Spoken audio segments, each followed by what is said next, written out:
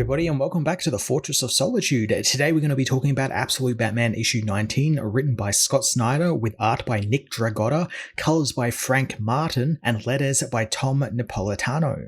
Batman faces his greatest fears this issue as thousands of miles outside of Gotham, a farmer's corn harvesting is put on hold as a strange man in a tan suit and bare feet steps in front of his combine harvester, explaining that he was just out for a walk. The angry men realize that not everything is right with this guy as they get a close-up look of his scarred face, finding his eyes are covered with buttons. But the man keeps talking as if he knows the two men, as if they are old friends he's not seen in years. Introducing the Absolute Scarecrow, or the Straw Man as the issue calls him, in such a casual way is so much more terrifying than a big grand reveal. Like, this could have been built up in like the last page of the issue be the big reveal of who the Scarecrow is. But I kind of like that he just kind of steps into frame and he's, almost like he's always been there. The little details as well, like his bare feet, his long bony feet, they make a point of showing that he has very weird looking feet that just, they just don't look right. They look like claws a little bit. Just all adds to the unsettling nature of this villain. The man reveals that one of the men is sleeping with his friend's wife, seemingly sending a video to his phone of the act. The men begin to fight, and the one named Buck runs his friend over with a harvester for what he did to his wife. Buck soon comes to his senses, realizing what he did, but it's too late though, as not only has Vern been chopped up, but as it was all happening, some crows fly into a plane propeller above, causing the aircraft to fall from the skies and crash right into Buck and his harvester, killing him as the Straw Man walks back through the crops, whistling as he goes. As for openings for absolute villains, this is probably an all-timer. It makes me wonder if Straw Man's powers are not just fear-based, like he's not using a gas or anything, like it's maybe like a metahuman type power. And I also like that it's not just showing someone their deepest, darkest fear. It kind of is. I guess this is what this guy's fears were. But there's also kind of like a Murphy's Law aspect to it where, anything that can go wrong will go wrong. And I kind of like that idea that that's been concentrated into some sort of metahuman power, maybe. That's an interesting take on Scarecrow, and I'm intrigued to see how he goes against Batman and how Batman deals with something like that. Back in Gotham, Batman debuts his new Batmobile, one far sleeker and faster than his giant dump truck. Alfred takes note of the design, having just returned from MI6 to find Bruce now driven like nothing before, since now he has no distractions, he is only Batman. The new Batmobile is such a slick new design. I love it's kind of like a Formula One style car, but it's been stripped back so it's nothing but this little pod that Bruce fits in, and then there's an engine on either side of it. It's just very bare bones, and it's got these giant wheels. It just looks really cool. It also allows him to be very agile as he is able to flip over some cop cars and get around blockades without actually hurting anyone. Alfred asks Bruce what he calls this new car, but Bruce doesn't have a name for it yet, making Alfred think that he should call it the Bat Gyro, something Bruce hates quite a fair bit. On top of Bruce having new cars, he also has some help in the form of Harley Quinn and the Red Hoods, who are helping him out since when he evades the cops and heads down a very tight small alley, the Red Hood pit team pops out of a van and takes apart the new Batmobile in 20 seconds flat, as Bruce strips himself out of the costume and dons a coat and hat, acting as a homeless man pushing a shopping cart down the street who points the arriving cops in the wrong direction. The Red Hood's getting to be part of Batman's little operation is something I didn't see coming. I know Alfred talked with Harley a couple of issues ago, but I always put that as, they were looking at a way to kind of rein Batman in and maybe stop him from going over the edge or something like that. That's kind of like what I thought was going to happen, especially after Bane and everything. They were going to be used as kind of something to help keep Batman grounded, but I kind of like that they're just like his go-to team, like as I called them before, the Red Hood pit crew. I like this idea that they're just spread out around the city and he can come to them if he needs a quick getaway or something like that. That's really cool. It's also beginning to show that the city is kind of coming around to Batman's way of thinking. We see as well in the background, big billboards are painted over with Batman symbols. We saw a couple of issues ago people selling Batman merch. It's stuff that Batman didn't want to have happened, but it's something that's just kind of part and parcel with him being around. People are going to be drawn to that vision, that symbol he has. As Alfred puts it, Bruce wanted to use Batman to show Gotham what it was really like, but instead he's now showing them Batman, and they are like kind of glomming onto that, and he didn't want to be the story. He wanted the city and the corrupt officials and everything that's happening behind the scenes to be the story, but that's not the case. Alfred also being really worried about what Bruce has become after Poison Ivy's rampage and how it's going to lead Bruce down a dark path. There's a great way to bring in that part of the character dynamic that Bruce and Alfred usually have, where Alfred is usually really worried about Bruce being Batman. He doesn't really condone what Batman is and what it stands for, because he thinks there's easier ways to do this, which don't result in Bruce Wayne possibly dying and him kind of going back on his promise to Thomas and Martha Wayne to look after their son. And none of that is present here with Alfred because of, Alfred's role in this absolute universe. He never had a interaction with the Waynes as far as we know. So I like that this is a way of kind of moving that back in, where we get the Alfred journal entry throughout this issue and throughout all of the issues so far about how he's kind of worried for Bruce and what Batman is becoming now that he doesn't have that human connection, or he's kind of stripped that away. Later on, after Bruce finishes work and not even bothering to talk with his work colleagues, he is confronted by Waylon in an alleyway. And we find out Waylon has become more human thanks to the necklace he got from Wonder Woman. However, now he kind of just resembles like the normal universe Killer Croc. He's a bit more human. He still looks very crocodilian, but he's definitely a human form, and it's implied that he's going to keep getting better as well. It's just very slow.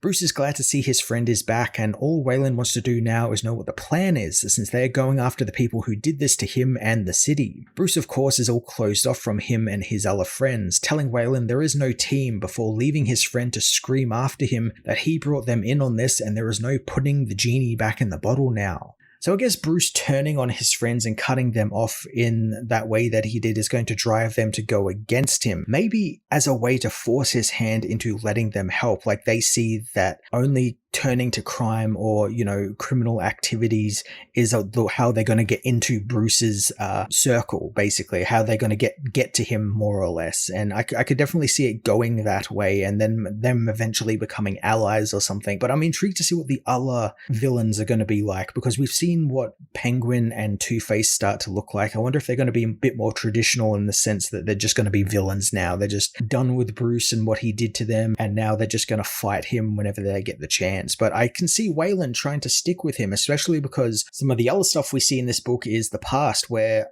in the aftermath of Bruce and Selina ripping off Falcone, Bruce was tossed into prison, and Waylon is constantly trying to come to see him and trying to get him out, but they keep upping the bail amount because Falcone wants to prove a point to Bruce and Selina. So I like that, we're getting that kind of duality here where it's like Bruce is kind of turning his back on Waylon now, when Waylon never once did that to Bruce, never once, wanted to cut him out or anything. He always trusted his friend. There was that moment where Bruce kind of had to sort of lie to Waylon about what he was doing and how he was betting against him and everything, but that was to get the money they all needed, and then Waylon forgave him. But I like that they always stay together. As they say, it's crime alley for life, and I like that we're seeing in the future, in the present stuff, Bruce is kind of going back on that, and it's going to come back to bite him in the ass at some point. I also get why he did that, because it's very much like he knows now Batman can't be happy, or he doesn't think he can be happy. He wears the cowl so other people can then have a happy life, because Batman can provide that for them. He can give that to the people of the city and the city itself as he is Batman, but Batman can't have that. And I'm sure he's going to come back on that, and as what Scott has done throughout this book, where we started off with that support network and now we're taking it away, where usually it's the reverse. He doesn't start with it and then eventually gets it. I think we're going to swing back around to him eventually letting people in and letting people help him a little bit more than what they already are.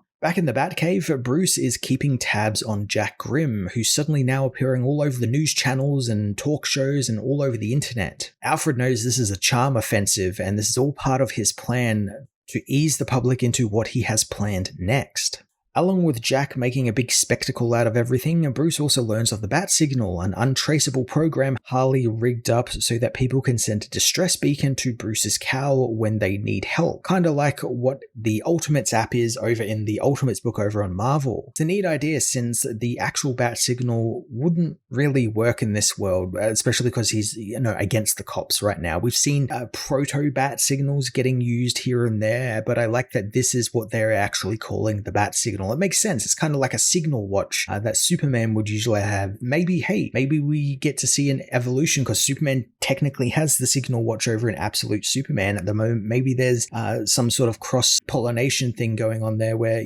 Batman might get some of that technology or vice versa. Bruce soon gets a call from Jim Gordon, going and meeting with him as Batman and giving him a good old scare. It's so odd seeing such a classic piece of Batman history here in the Absolute Universe, Batman meeting Jim Gordon on the roof of a building at night, since so much has been altered and has been changed in this universe. It's so just strange seeing such a quintessential Batman thing to happen, but it's awesome. I really like it. I think it's great. I like that Jim also cracks some jokes about how Batman is so big he doesn't understand how he can move so quietly. Batman knows that Jim sounded scared on the phone, and Jim tells him he's been digging into the past and even the present, and it all leads right to Bruce. Jim seems really shaken by what he found in some files he dug up, showing Bruce something called Project Batman. He also begins hearing crows cawing on the buildings around him, which begins to scare him even more. After hearing the crows, Jim tries to burn the files, thinking that it was a mistake to show them to Bruce. While lighting up the files, he accidentally sets his coat on fire and frantically puts it out, proving to Bruce that he's a bit flustered and really shaken by something. Bruce tries to get him to tell him what's going on and that they could get him some help as the crows grow louder, but Jim tells Batman to make sure the files are burned and he cannot see what's in them. Bruce checks on the files though as Jim is attacked by the crows, with Batman seemingly not seeing the crows since the files he picks up seek to imply that Project Batman was the creation of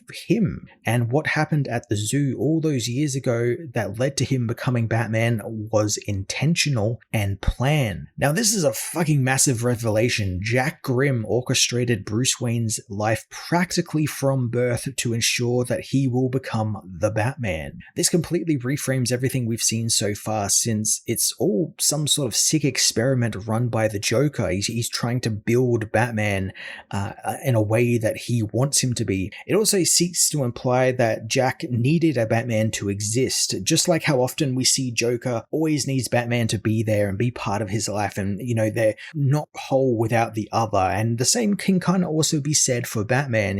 When Joker's not around, it always feels like there's a hole in his life, and I kind of like that we're working that in here, and it's taken it to its nth degree, where Joker, literally in a world run by the villains, created by Darkseid, he has to create a Batman to even consider himself like a person or a complete person. That's fucking brilliant. I can't wait to explore more of this and exactly what Project Batman is and like what the actual endpoint is, because it has to be more than just, he needed someone to be his foil. There's going to be an endpoint, and I'm intrigued to see what that is.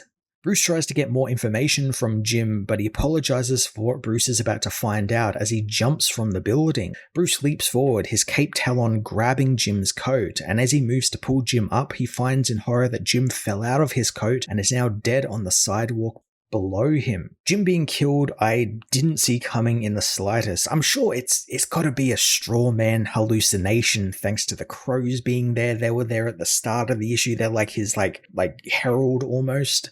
So I'm sure like Bruce has been infected somewhere with his deepest fears coming to light or something like that. But if he is actually dead, if Jim actually is dead, I can see this being something that kind of spurs on a lot of these side plots we got, especially like Martha. Like this could be her thing to bring the owls back into the city and help her son and put her on a path to defeating Jack and all that, fighting against them again, and also Barbara, his daughter. This will probably be the event that pushes her to become Batgirl, since we've had little signposts here and there that she has been set up for that in some way. And I could see it also being as sort of like she's becoming Batgirl to fight Batman because she thinks Batman maybe murdered her her father or something like that. Or maybe Bruce ends up going to her and tells her to, avenge his death by becoming Batgirl. Some really interesting ways you can go with Barbara, and I'm hoping we actually get more of her in the book in the coming issues. As Bruce stands frozen in shock, people on the streets find the body, spotting Batman above and accusing him of killing the former Mayor Gordon. Batman goes to leave, and when he does, he spots the Straw Man watching from a building a few blocks away, which isn't creepy at all. In the past, Bruce is finally let out of jail, where he meets with Jim outside the courthouse. Jim says he came to pay Bruce's bail, but someone beat him to the punch, and that someone is Falcone, who pulls up in a car and Bruce goes to meet him, figuring Falcone let him out since he would stop beating up his guys in the prison. Falcone makes it known that he knows Selina was part of Bruce's plan to rip him off, and he knows that the debt is now both of theirs, so either Bruce works it off or he'll go and find Selina and make her do it.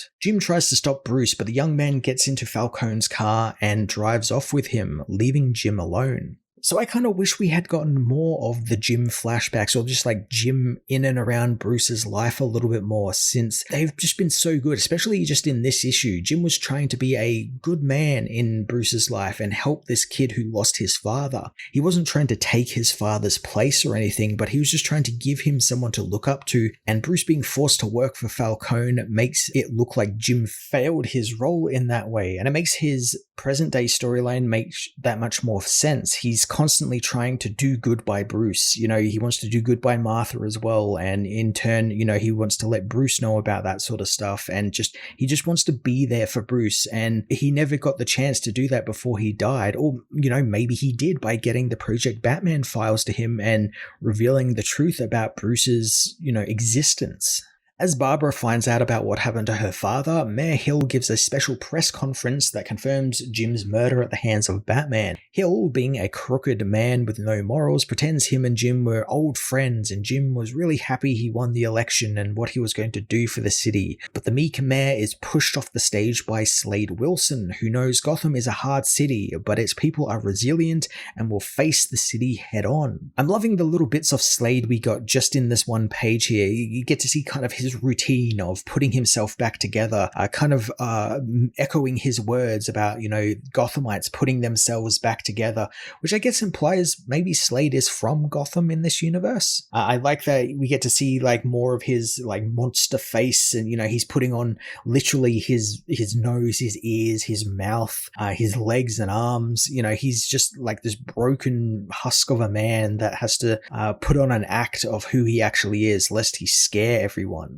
Slade announces Batman's reign of terror will end now thanks to the Robin program, funded entirely by Jack Grimm, who will help train young men and women who are wards of the state in ways to defend their city. First candidates for the program are revealed to be Tim Drake, Stephanie Brown, Jason Todd, Duke Thomas, and Dick Grayson, who will all be trained by Slade himself. The Robins getting used against Batman is a really interesting idea, turning something Batman used to ground him and help distract people from him when they were in a fight into a weapon targeting Batman is just the type of swing I love, and I'm really looking forward to it being revealed what Joker has in store for him, because Joker's the one who created them, which is really cool. This Joker has this kind of obsession, and a very creepy obsession with orphanages and orphaned children, I guess, because it's implied that maybe he was one, or depending on the story, maybe he wasn't, and maybe he orphaned a bunch of kids. But I like this idea that he's the one getting to take them all in, and because that kind of goes with the whole Bruce Wayne persona he has as Jack Grimm, where he's taking in wards of the state, and as something Bruce would do in the comics as well from time to time. So I kind of like he's even taken that from Batman. We've also seen some stuff from upcoming issues where they get giant mechs to fight Batman, which is just insane, and I can't wait to see more of them. They all look like a Power Rangers team, which is really interesting, and I'm looking to see what other cool gadgets they have. The first class of the Robin program meet with Slade, who reveals the team's brand new suits, as later on the news, Slade proclaims that they will take Gotham back into the light, and this is the biggest fight in the history of the city.